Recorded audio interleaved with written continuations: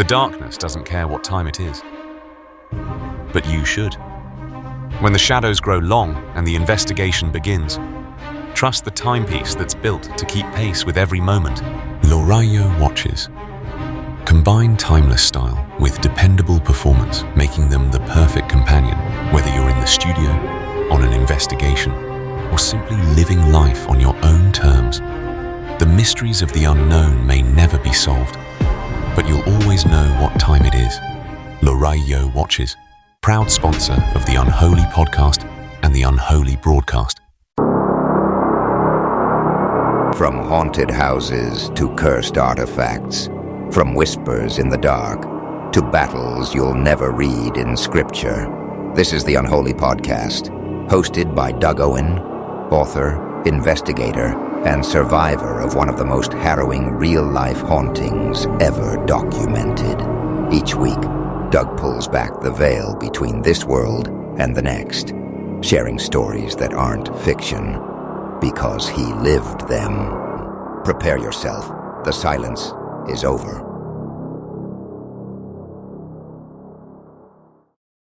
All right, welcome everyone to another episode of the Unholy podcast. I'm your host, Doug Owen, author and paranormal investigator and creator of the Unholy podcast, host of the Unholy broadcast live radio show. So tonight, we're joined by Sharon Newman. Now, Sharon is a spiritual practitioner, a Reiki healing Level 2 practitioner, and owner of the Spiritual Magpie. Her work focuses on spirituality, energy healing, personal growth, and helping people better understand the unseen forces that may influence our lives. Tonight, we're going to explore spirituality, paranormal experiences, energy work, intuition, and some mysteries that continue to fascinate people all over the world. Sharon, welcome to the Unholy podcast. Thank you, Doug. I'm happy to be here. Thank you. I am so excited to have you here. Thank you for coming. So, question number one. Let's start off right at the beginning. For listeners meeting you for the first time, tell us a little bit about yourself and your journey. Okay. Well, I'm the creator of the Spiritual Magpie. I'm a small business owner in the UK, and I conduct paranormal events as well as in my everyday work in this room. I do spiritual healing and do readings as well. I'm a medium. So that's generally what I do. So I've combined all my gifts to bring it all together really in one place, and loving every minute of it at the moment, so I'm getting quite busy, so that's good. Terrific. So what experience has had the greatest impact on your spiritual beliefs? I think because I'm the person that I am, and I'm very awake in all areas, spiritually, my gifts have become so vast that I shock myself every day in what I hear, what I see during my spiritual journey, even in this room, the experiences I have in this room, because I'm inviting spirits in here every day. So I just think my knowledge has become so vast, and my experiences over the years have just expanded, and there's not much I don't know about. That may sound big-headed, but I'm very confident in what I do and who I am, so... Perfect. No, that's fantastic. So what first convinced you that there was more to our reality than what we can physically see?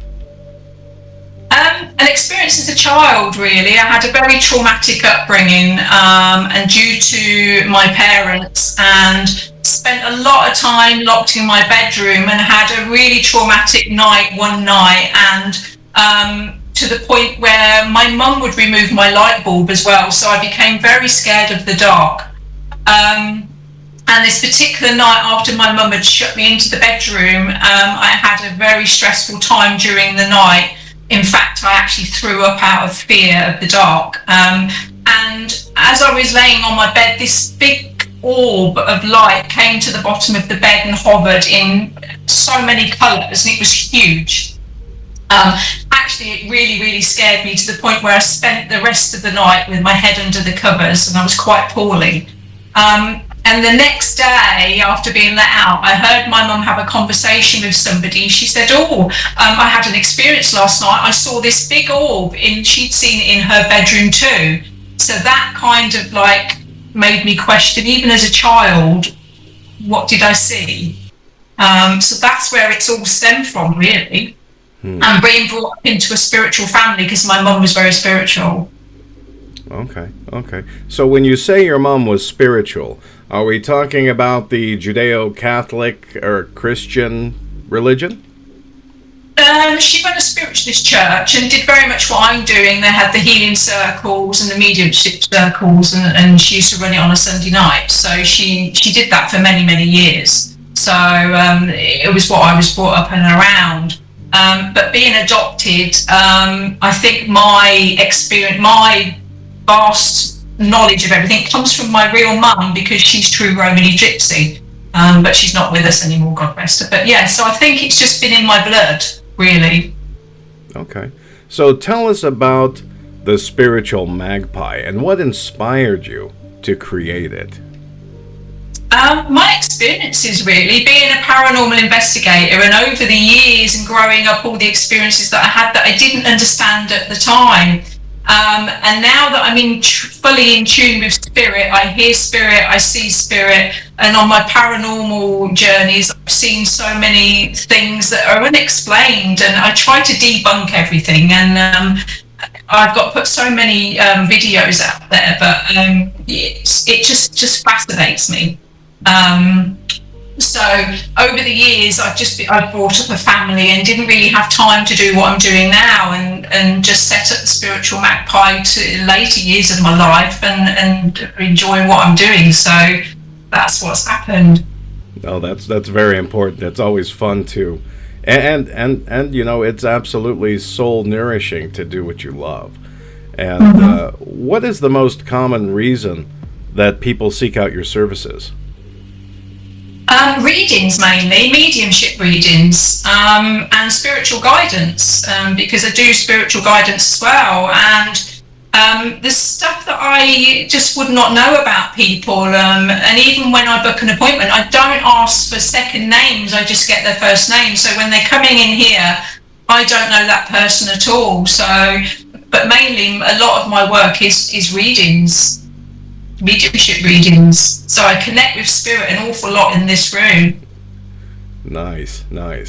What misconceptions do people often have about spiritual work? What do you think that is?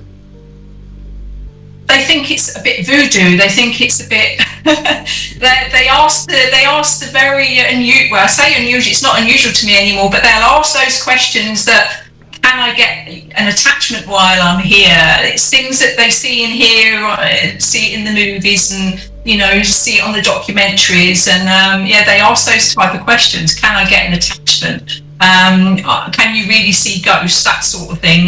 They don't really fully understand where my knowledge comes from. How would you describe intuition to someone who has never experienced it? Intuition is just a knowing.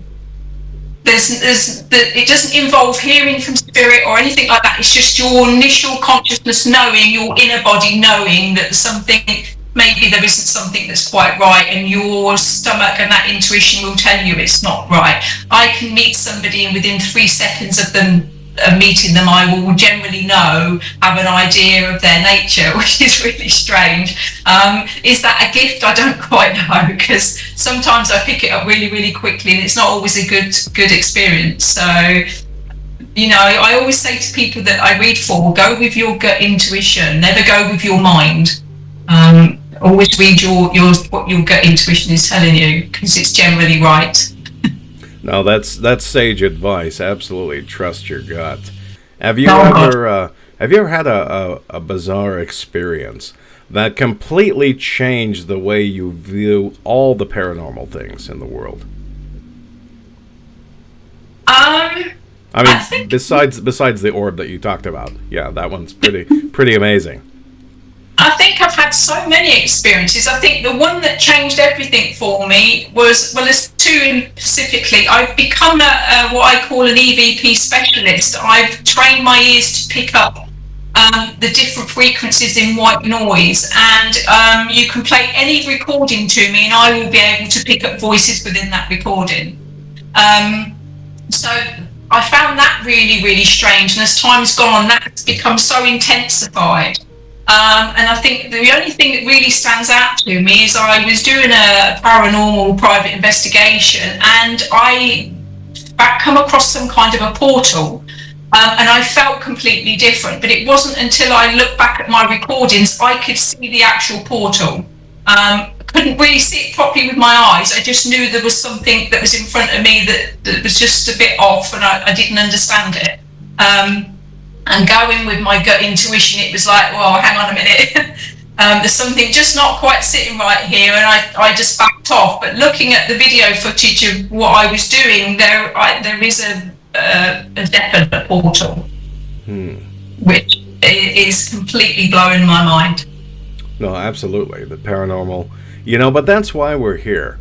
We're here to investigate the paranormal and commune with it if we can. So let me ask you, what role does energy play in our everyday lives? And I'm not talking about, I've got a hangover, I'm really tired today, or I worked in the garden and I'm tired, I need some vitamins to get some spiritual energy. What role does that play every day? Oh my God, spiritual energy is our own energy, everybody's energy. I always say to everybody that comes to see me, we all have spiritual gifts. We all have gifts. We all have God-given gifts. We've just not all learned how to use them. We've all got a third eye, and the things that I see through my third eye are just vast. But spiritual energy is when I connect with spirit, it's almost like you open a fridge door and you get that rush of cold go up one side of your body. So it's very much different to meeting somebody and you're connecting with their energy on their level, with their aura.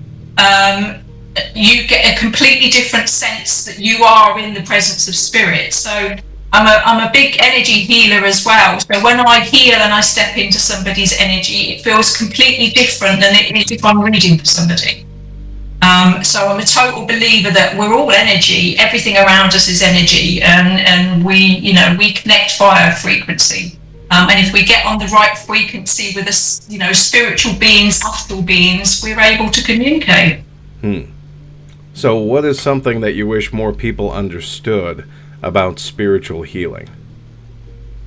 I wish people would understand more how important it is, because when I conduct healing sessions, sometimes I'm hands-on.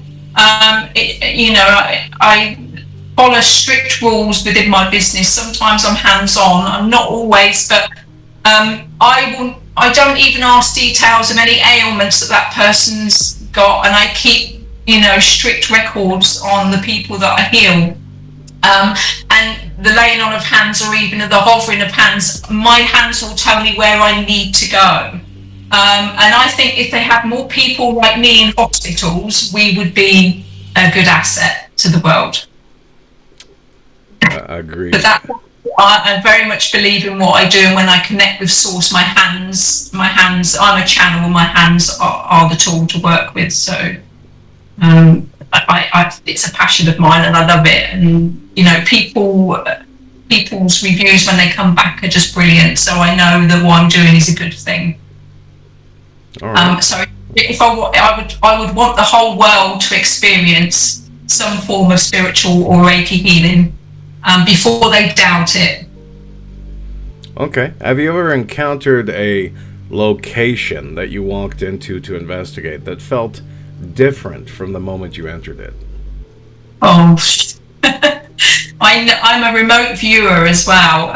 So any building that I can go into, and this is what people don't understand about who I am and what I do. It doesn't have to be an old building. It doesn't have to be at 3 o'clock in the morning or the witching hour. It can be during the day, and it doesn't matter where I am and what I'm doing. I've only got to put my hands on the building and I can see past events. I very much can see past, present and future. So some buildings that I've been in have been extremely freaky, some of them, the energy's been completely off, and I had a paranormal investigation at a World War II hospital, which then became a morgue. And the things that I saw there and the things that I felt, I will take to my grave. And it upset me for a bit, because I do take on those emotional energies as well. So I would probably say that the not so nice place that I've been to is this hospital and the morgue. It was just, to me, it was suffocating. But I've done many buildings, so I could go into a new building and probably feel that, because it's the ground that it's built on. It's not necessarily the building. Do you believe that certain people are naturally more sensitive to paranormal activity? I believe that every human being has the ability to do what I do and feel what I feel. I don't believe that everybody is awake enough or understands it enough to know what they're actually feeling. The same as with healing. Your body will tell you what is wrong with you. You've just got to learn to listen to your body. And it's the same with paranormal investigating. You have to listen. And there's no good going all guns blazing, shouting and screaming, which a lot of paranormal groups do, and they get overexcited. You have to listen and feel that energy and step into a different frequency. If you can teach yourself to do that, you'll pick up so much more evidence, which is important. That's what we're here to do, try and get that evidence out there. Absolutely. I agree. So, what has been your most memorable unexplained experience?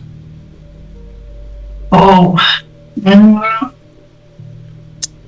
got so many that are just like, probably experienced my first shadow person, spirit, whatever you want to call it, entity. I didn't really believe that they existed until I had one come over the top of my head and down the wall, and there was no explanation for it, and actually caught it on video as well. And I watch it over and over again, and I cannot explain what it was. It was just this big dark shadow that came over the top of me and down the wall when I was investigating, and that has made me question everything. Do you believe that spirits attempt to communicate with the living? Oh, all the time. As I'm sitting here now, if I was recording this on a device, and I would pick out, they have conversations. This is the strangest thing, that you will get one small bit of recording, but in that recording there'll be several EVPs of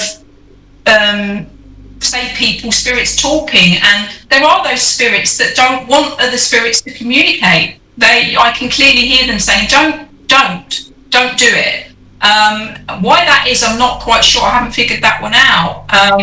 But I do know that listening the way that I do, and my ears are so attuned to it, that EVPs are around us all the time. Spirits are with us all the time. It doesn't matter where we are, what we're doing.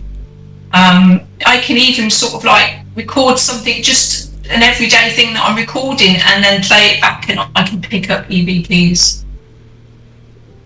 Which I find extraordinary, because now I'm concerned that I'm going to pass this life and end up in some sort of spiritual chat room for the rest of my life, or for the rest of my dead life.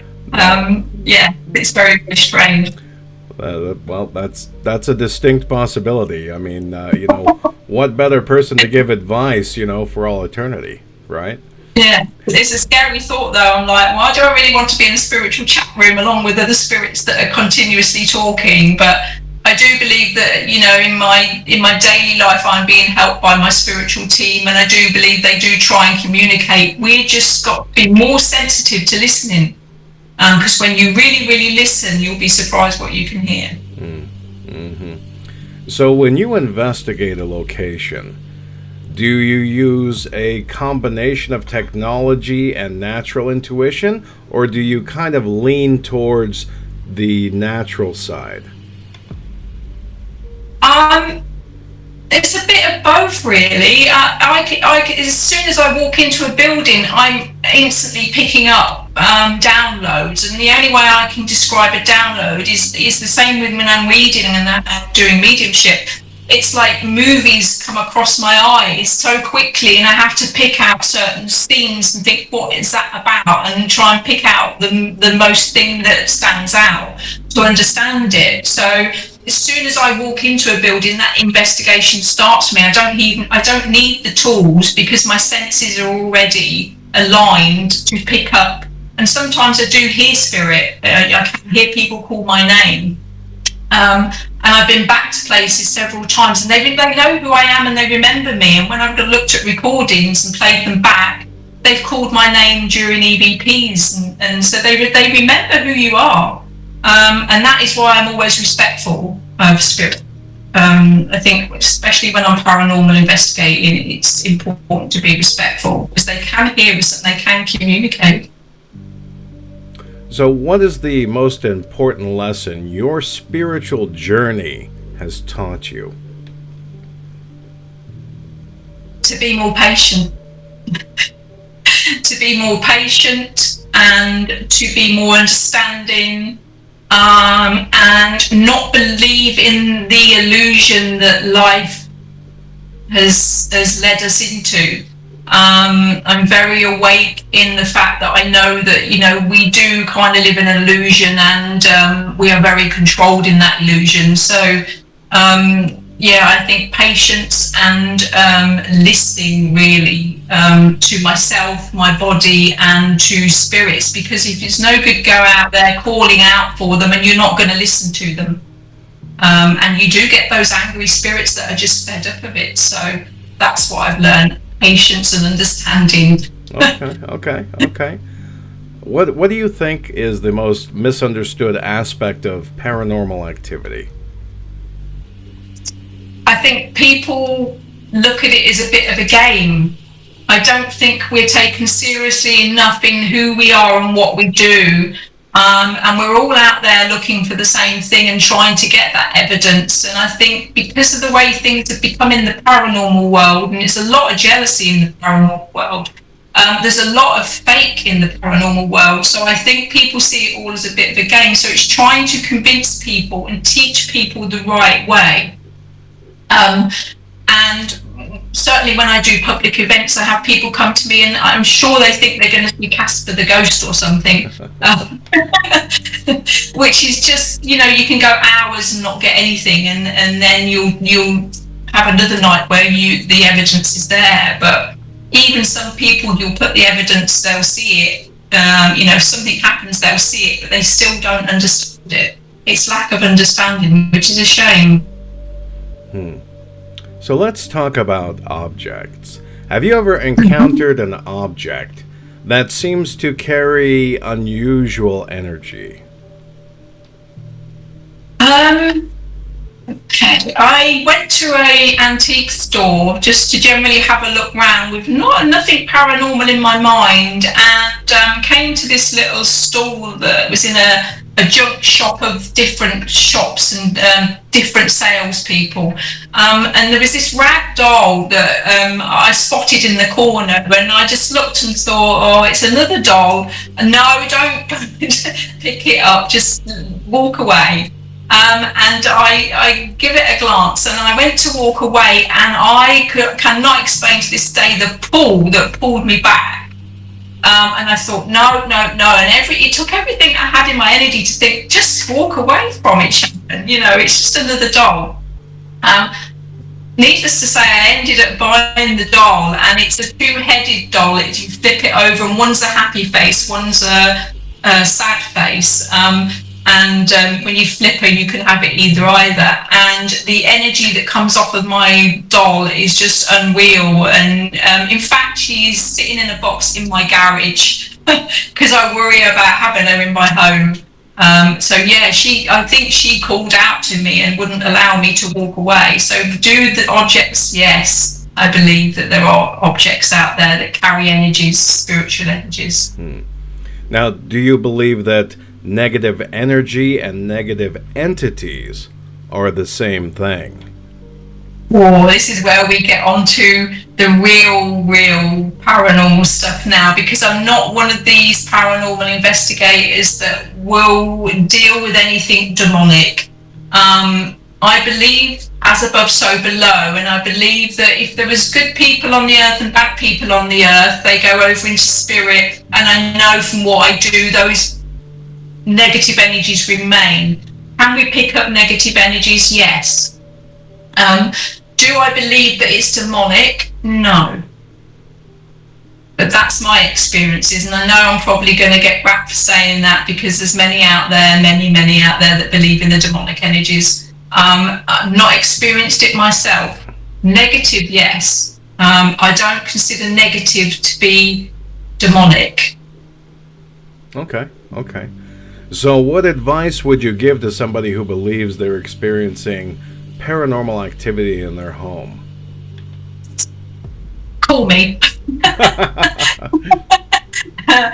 Call me, have me round, and let me just go in and step in the energy of the place. Any good investigator would walk into a place and pick up on the energies before you get any tool out, before you do anything.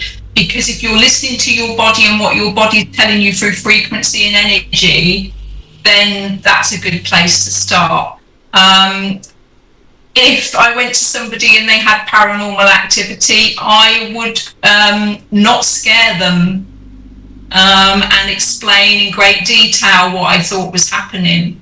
But every place is different. So if they had a negative energy, would I tell them yes? I don't consider negative energy and all negative energies to be bad. I just think they're negative because they probably had a lot of trauma in their past life and have carried that into spirit. And until I get to a bottom of an investigation, then I really get to know what's going on. But yeah, so that's what I do. Call me if you've got paranormal activity. All right. Fair enough. So you mentioned you wouldn't try to scare or cause fear.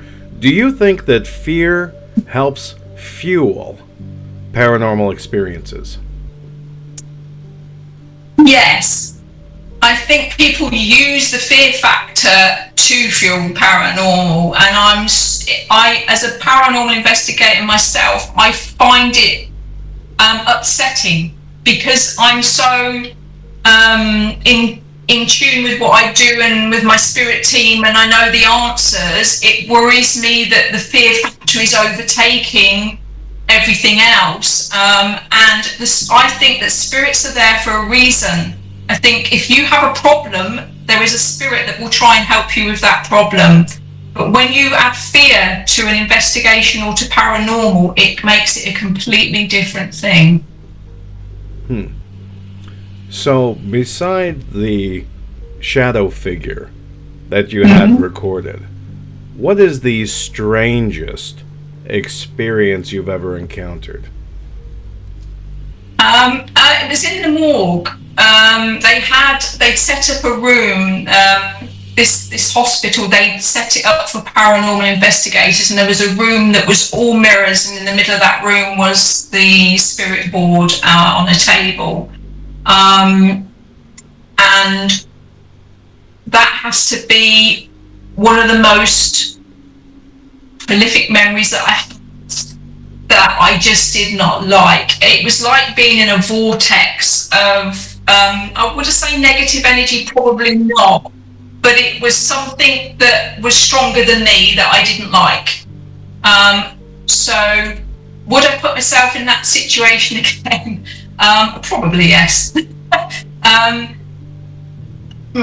What was the question?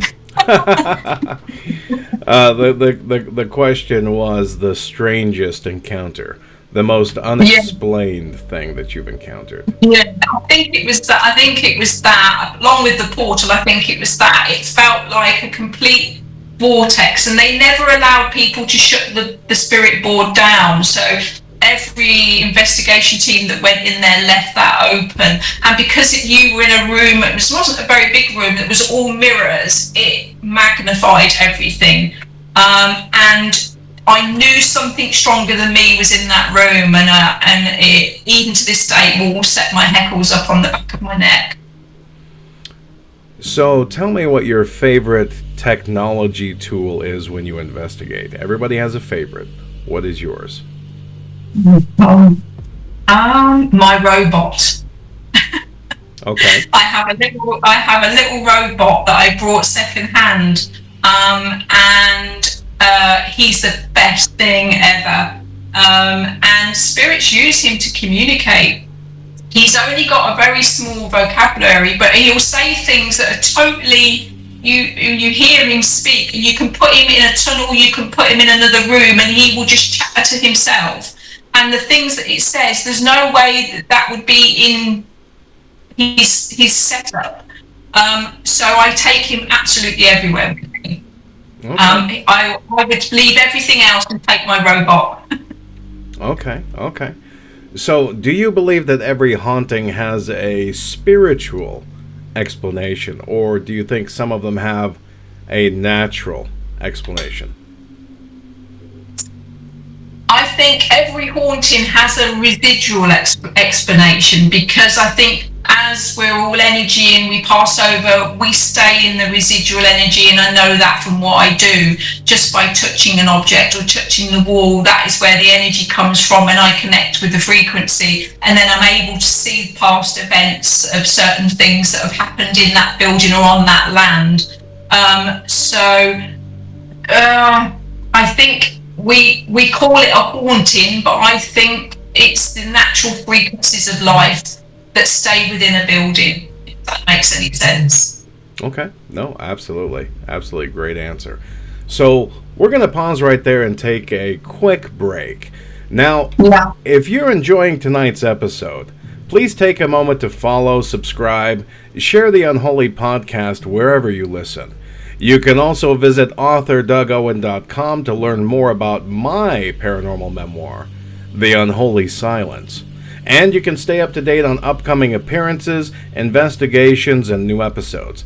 And if you're attending Darkness Con Boise on July 11th, be sure to stop by and join me for my special presentation.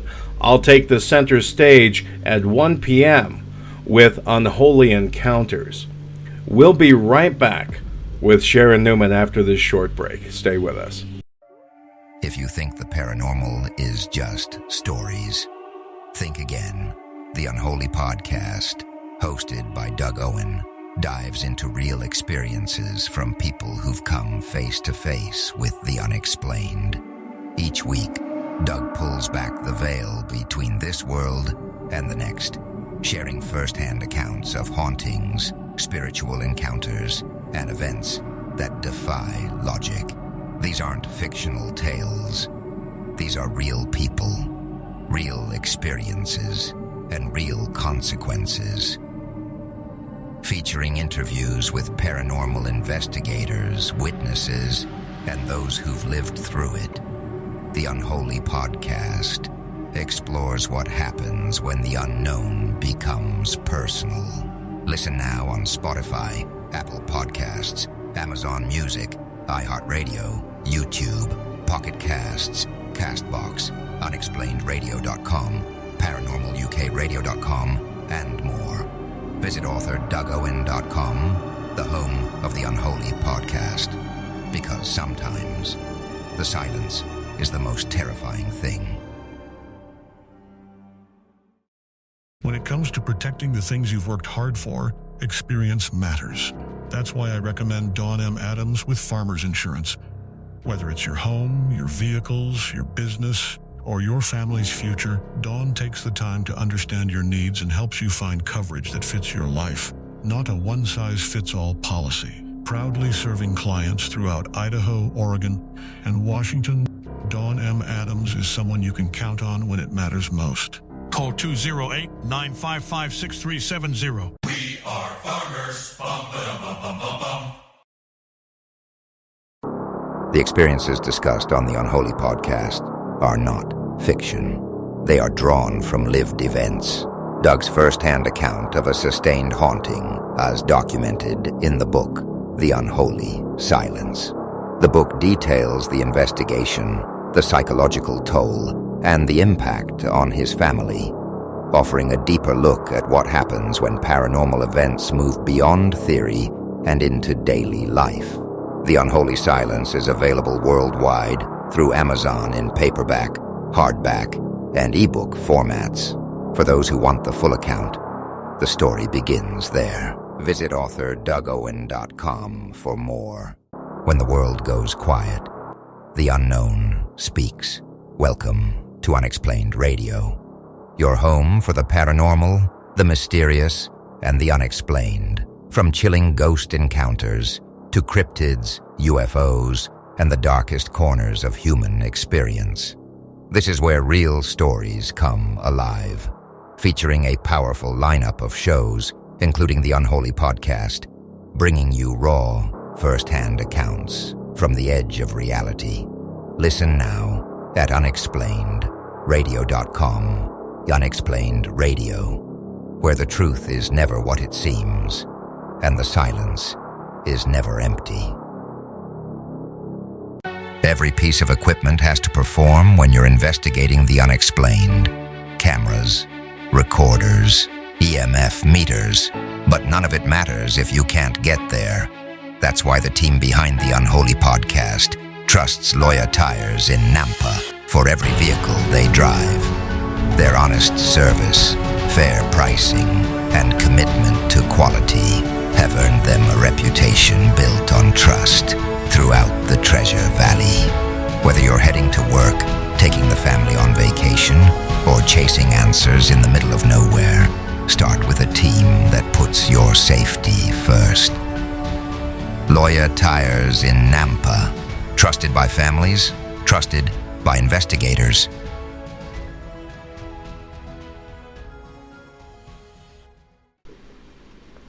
All right, everybody, welcome back to the Unholy podcast.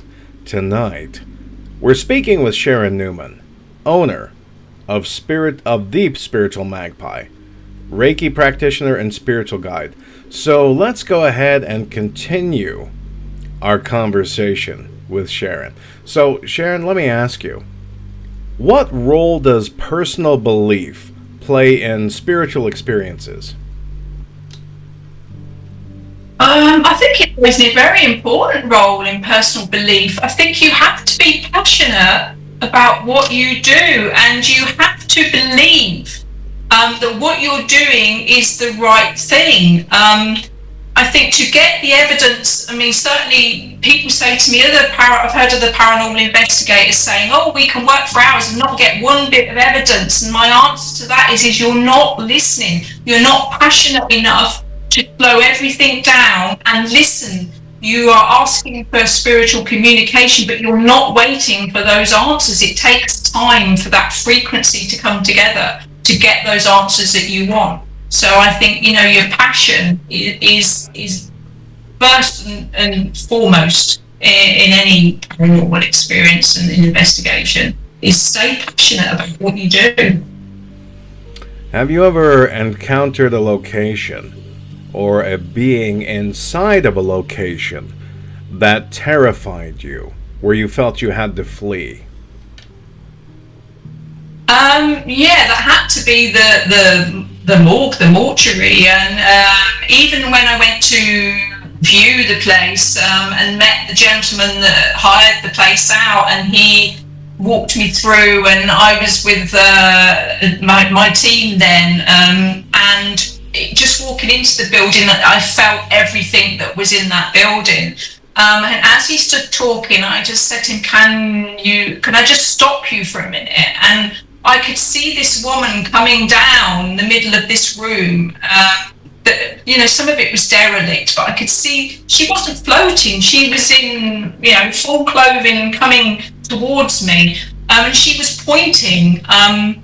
So I'm like, what are you pointing at? And I'll never forget it. And she was pointing to the side of me, and she kept pointing. So I said to this guy, I said, why am I seeing a woman that's walking down here? And I could also see beds on either side.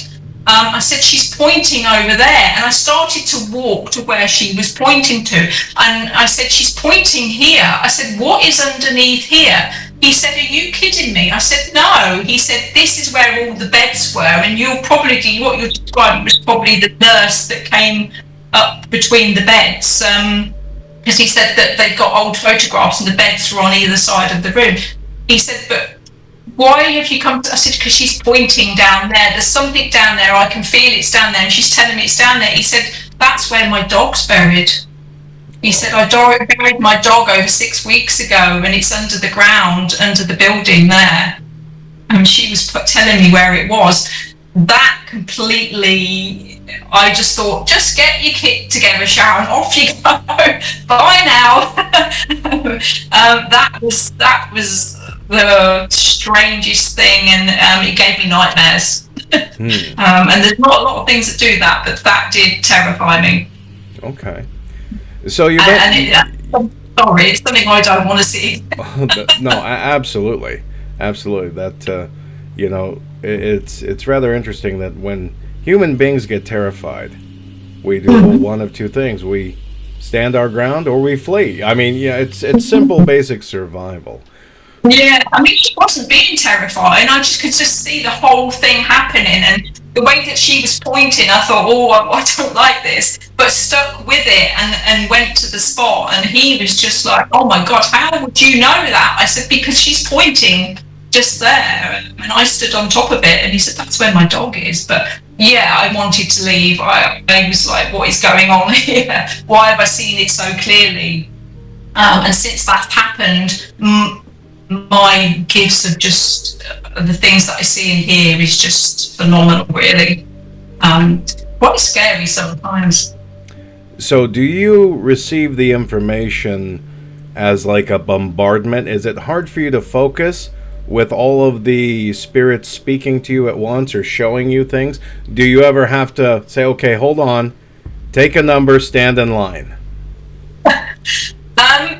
Sometimes, especially in my mediumship work, and even within this room space, I can be doing a reading and I will say to people, oh, there's somebody just come in over there behind you, and they look round and I'm like, oh, I can't actually physically see them, but it's like a knowing in my mind that I've got a person and I can see the outline of that person, and I can pick out little details of that person's personality. I will even know if they've got an accent. That's the strangest thing. And then I can be sat here reading, and then I'll see somebody else come in. So there'll be several spirits in here at the same time. Do they all talk at once? No, they're very, very polite. And this is why I have to remain respectful, because we're dealing with people.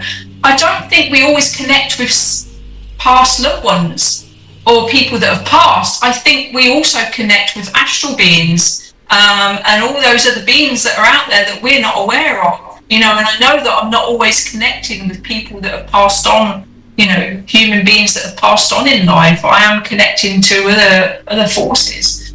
So can I be dealing with several things at once? Yes. Do they all talk at once? No. It's like a knowing. I can't really explain to somebody that doesn't know what I'm doing. And it's just like a thought comes in my mind, and I have to trust that thought, or I'll see an image in front of my eyes, and I have to pick out what the story is about and what they're trying to show me. So do they all talk at once? No. I think the spirits are very respectful, very, very respectful. God bless them. Okay. So have you ever had an experience where you were blindsided by, so let's say you were cooking in your kitchen, just focusing on your task, and all of a sudden something blasts you that's so powerful that you felt like it was almost an invasion or something that was unwelcome? The only thing I can really pick out is I get the really bad feeling of dread. And I've been drumming for about 6 years now, and I was going to my drumming lesson, and on the way there, I got this really, really bad feeling of dread in my tummy, and thought, oh God, what? And I started to panic, and I know that feeling now, what it is, and I thought, oh, there's something wrong here.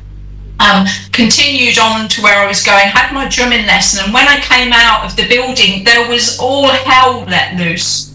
Cars everywhere, trying to get out, peeping, screaming people. There was a building right opposite that had caught fire. The fire engines were there and everything, and I think I was given that foresight of saying there's something wrong, be very, very careful, and that's what I get, that real bad feeling of dread that something's not right. And I've learned to trust it. If I was to go to get on a plane and I had that feeling of dread, I wouldn't get on. Okay. Strong it is. Okay.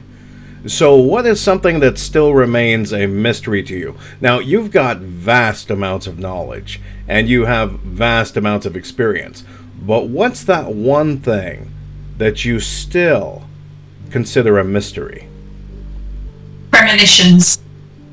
I get premonitions every now and again, and to the point where the vision becomes so real, or I'll have a dream about something, and it can be, I had a dream about a tsunami, and then I think it was about a month later there was an actual tsunami, but I was in that tsunami, I was running for my life, and that is the most scariest thing. My visions are so, I may as well be in a movie, because I can just see everything that's happening and feel everything that's happening, which is really scary. In fact, it's caused a lot of anxiety in me, because I wake up during the night and I'm very anxious because I've seen something. There was one particular time I was shown the West Constant, is it the West Constant Bridge?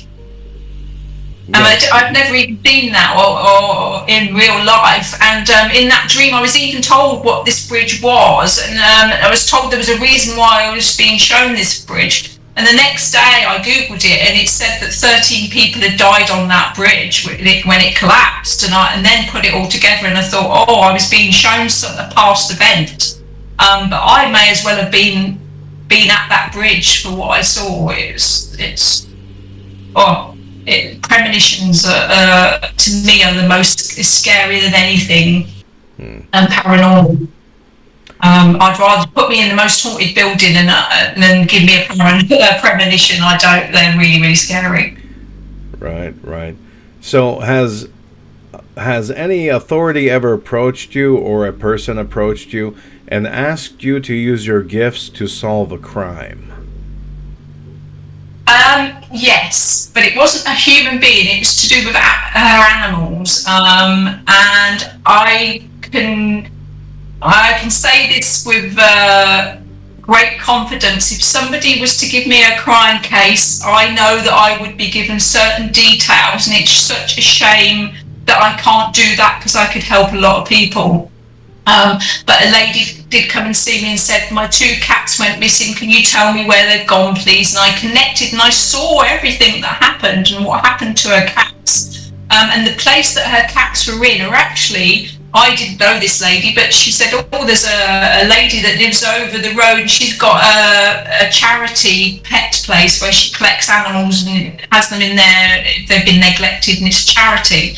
And I'd seen those 2 cats, they were at this address, and this poor lady was like, I'm going to go to the address, and I was like, no, don't get yourself into trouble. So could I solve a crime? Most definitely, and it's such a shame that people wouldn't believe that I could do it. It's the greatest gift that I have. Speaking of that, what do you say to skeptics out there? Try me.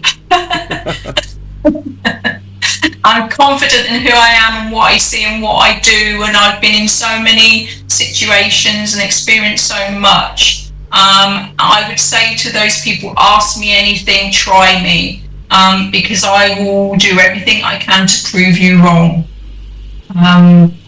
What more can you do? There's some skeptics out there are just like, no. But I think I could prove them wrong if I was given enough time. Okay. What spiritual practice has been the most beneficial in your life? One that you employ every day? My healing, because I've had returning clients come to me, and I've seen how far they've progressed. And I'm happy. I'm not a doctor. I don't claim to be a doctor, and I always say to them, if I pick up something that I've picked up during healing, you go and see a doctor. I'd rather you go and be checked out professionally than listen to what I've got to say. But when I'm healing, I know my hands pulsate. When there's an issue with somebody's body, my hands will pulsate so much and sometimes they will shape as well when I hover over the body. And I think to have that gift, to be able to help somebody, not just with their ailments, but with their traumas, that your body holds so much traumas, and you know, the traumas that you pick up in life, your body holds them, and to be able to help people to release those traumas is just one of the best things that I can do. Absolutely. So let me ask you, what do you believe happens when we die? I get asked this all the time by people that I read for, and I have to say to people, what we are led to believe isn't true. The fact that we believe that we pass this world and go to heaven, and you know, that is how we're being taught from being children, that's what happens. I know is not what happens, and I can't wait. To, not that I'm in any hurry, but I cannot wait to get to the other side. Then I will finally know what is going on and what happens to us when we pass over. I don't believe that what we're told is actually the way, and I'm being told spiritually that's not what happens when we leave this life. Okay. We continue on into the abyss of the universe, whatever you call it, and I've also been told that certain people pass over and they are given the choice to whether they want to help spiritually. I know that from my spirit team. There's lucky people out there that get that choice. Would you like to be a spiritual guide to somebody on Earth plane? And I probably would end up doing that. So I don't think it's the end of us when we pass this life. Okay. So, what are your future plans for the Spiritual Magpie?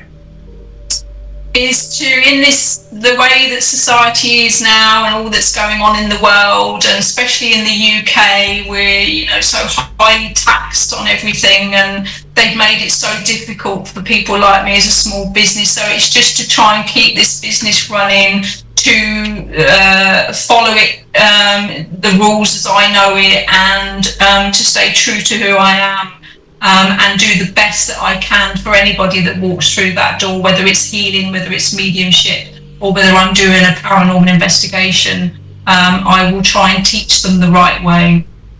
Okay. So where can listeners find you, follow your work, and learn more about what you do? I have my own Facebook page, the Spiritual Magpie, and I'm also on TikTok as a Spiritual Magpie. On TikTok, that's where I upload a lot of my experiences, and they'll see many, many videos on there of my paranormal evenings and what I've captured. Some of it is just so unexplainable, and I do try to debunk everything. I'm not one of those people that will do a silly trick to fake something. I think what we do is important, and I think we should be taken more seriously. And the more paranormal investigators out there are faking it, we're not going to be taken seriously. So that's where people will find me if they need to look at anything. And then I have my own little business in the town of Whittlesea, near Peterborough in the UK. So that's where you find me. All right, terrific. Well, Sharon, you've made it to everyone's favorite part of the show. It is time for the Unholy Fire. 10 questions, one-word answers only, no explanation, no stories, just the first word that comes into your mind. Are you ready? Okay. All right. Ghosts. Don't exist. Oh, you want one word? Sorry. No. Okay. Demons. No. No. Angels.